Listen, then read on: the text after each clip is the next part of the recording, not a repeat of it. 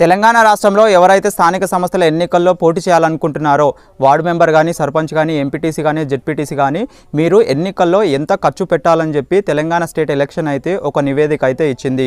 దీని ప్రకారము ఎవరైతే జెడ్పీటీసీగా పోటీ చేయాలనుకుంటారో జెడ్పీటీసీగా పోటీ చేసే వాళ్ళు 4 లక్షలు ఖర్చు పెట్టుకోవచ్చు. ఎవరైతే ఎంపీటీసీగా పోటీ చేయాలనుకుంటారో ఎంపీటీసీగా పోటీ చేసేవారు 1,50,000 అయితే ఖర్చు పెట్టుకోవచ్చు.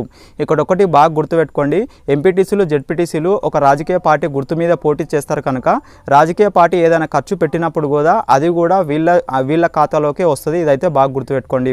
అదే కాకుండా 2011 జనాభా లెక్కల ప్రకారము ఒకవేళ ఏదైనా ఒక గ్రామంలో 5,000 కంటే ఎక్కువ జనాభా ఉంటే ఆ గ్రామంలో ఎవరైతే సర్పంచ్గా పోటీ చేస్తారో అతను 2,50,000 అయితే ఖర్చు పెట్టుకోవచ్చు.